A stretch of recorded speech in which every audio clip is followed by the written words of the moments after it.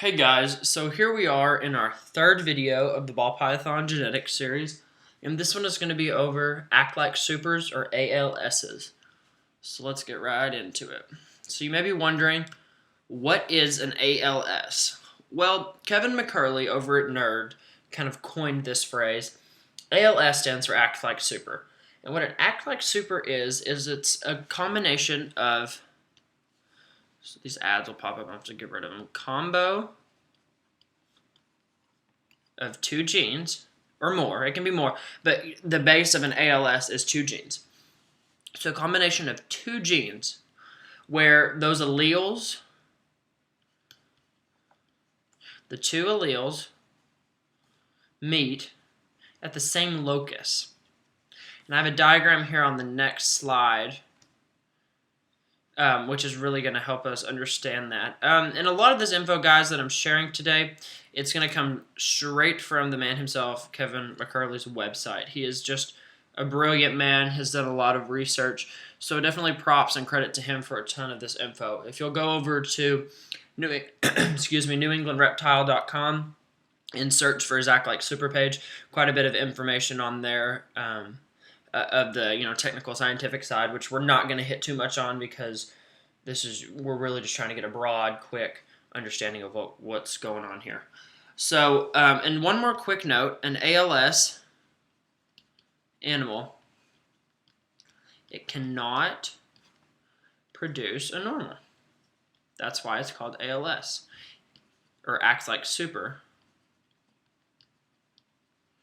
Because super forms, super pastels, super lessers, super Bayers, they can't produce normals. When you breed them to anything, you can't produce a normal. So that's exactly why he called these types of animals ALSs, because genetically, when breeding them, they act like a super. Okay, so here's a little diagram of a chromosome, and where we have an alleles and locus labeled. So the definition of an allele is really just it's that section of DNA right there. That's the allele, and then I guess in this diagram that I got codes for purple, whereas this allele right here codes for white. But really, the only thing that really you need to know is that allele is that section of gene that codes for that various information. In the definition of a locus, this is where a lot of people get confused. All a locus is it's basically like its address. It's where exactly on that chromosome the allele is located. That's all a locus is. So whenever we say the alleles are located on the same locus, that means they're on the same spot. So if it would make sense, so if say we had, let's do a quick little freehand right here. So say we have, let's not do it like that. Okay, here are two chromosomes, okay?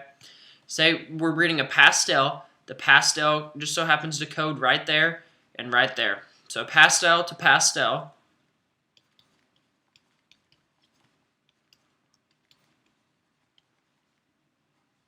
Okay, well, a quarter of the time, that right there and that right there, they're going to overlap, and you're going to get a super pastel, okay? Because that's a codominant gene, and you can do that. And it's really, and the reason you do that is because they're at the same locus. They're at the same location on that chromosome to where they can do that. They can, if you will, overlap. That's not exactly what's happening, but for lack of a better term, that's what we're going to call it. Whereas down here, and we'll go over what genes can produce ALSs here in a minute. Let's say we have a yellow belly right here, which is actually an example I give in a second. A yellow belly to a specter.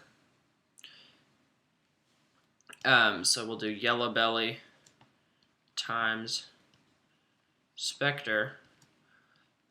If you'll notice, those, I guess I'm trying to get close, are in the same location or are at the same locus, same loci. So, and so that will allow you to produce what we call a super stripe, which is just a yellow belly specter, which is an ALS animal.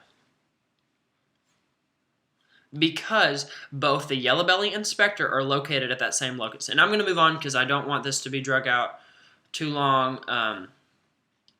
and just to be, because I know the last video, episode 2, kind of got a little lengthy, so I don't want to do that again. Okay, so ALS producing genes. Let's start with definitely your yellow bellies.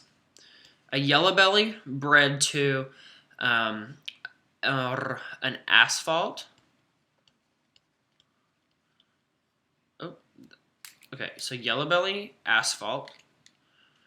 Yellow belly, asphalt. Yellow belly, specter. Yellow belly, gravel.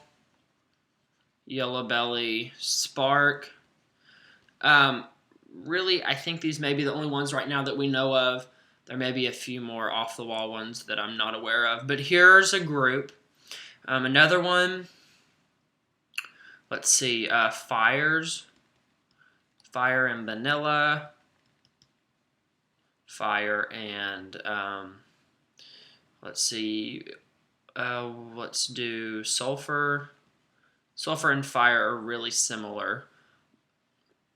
There's a group of a few. How about, I guess you could say lessers and Mojaves, because they're not the same gene, but bred together you get a solid white animal that cannot produce a normal, so they're an ALS.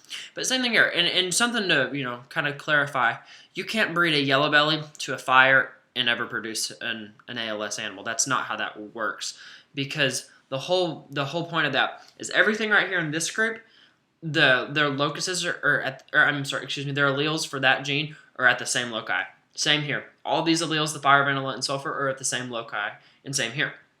But now, if we were to jump from column to column, that wouldn't be the case. The yellow belly and fire are not located at the same loci. Same with sulfur and Mojave; they're not at the same place. So you could only produce an ALS animal within each group. Okay, so there are just a few of the many. I guess there's actually not that many, but here are just a few of the genes that will produce an ALS animal. So let's move on and let's draw a Punnett square for this breeding, okay? So what we have right here, my pen's not wanting to cooperate. Here we go. We have a specter, and all these pictures came off World of Ball Pythons. I don't own them. And then a yellow belly. I'm just going to do yellow YB, okay? So then when we do this, we'll call specter in S, and we'll call this in Y, just for, arbitrarily naming it that. So then we're going to cross everything down. And if I'm going too fast, I definitely suggest going back and watching the episode 2 where I really did go in depth about how to do these Punnett squares and what exactly they mean and the percentages of what you're going to get and all of that. So definitely check out that video if this is something that you're not familiar with. Okay, so what do we get? We get some normals right here. 25% are going to be normals. Let's do wild caught. How about that? 25% are going to be specters. We'll do spec. 25% are going to be yellow bellies. And again, this is a specter to yellow belly breeding, which both of these genes do occur at the same loci, so you can produce an act like super animal. And then right here is that ALS animal, 25%.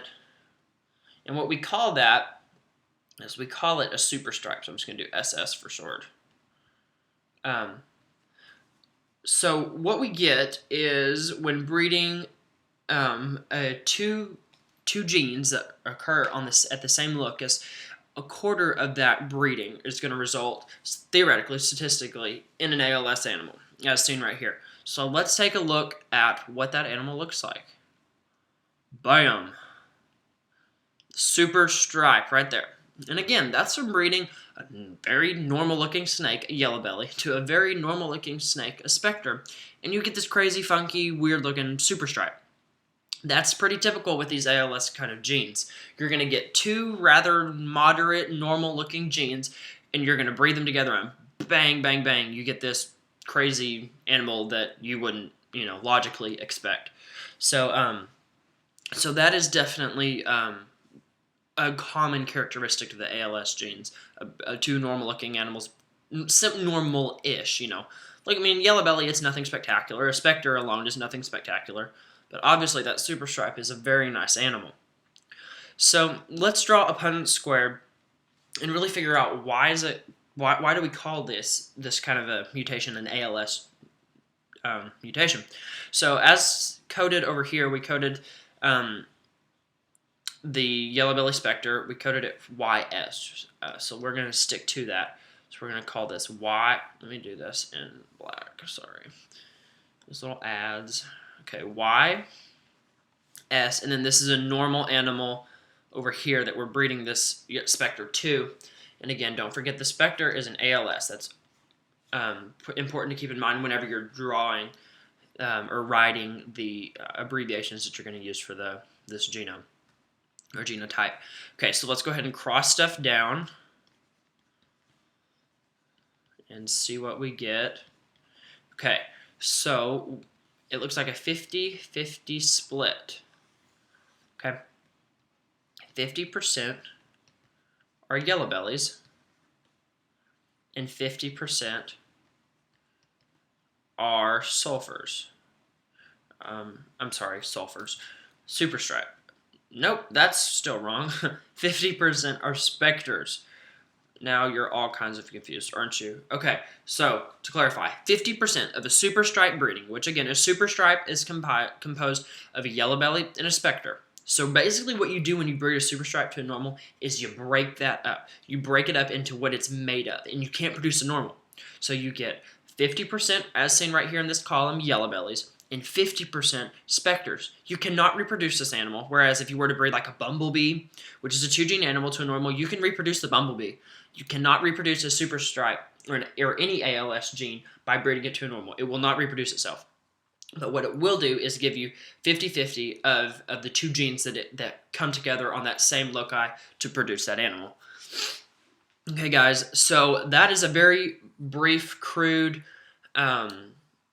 description, explanation of ALS. Definitely go check out the New England Reptile page with Kevin, who gives a just wonderful explanation of everything. He's very knowledgeable and all this, the genetic side of all this. So definitely go check him out.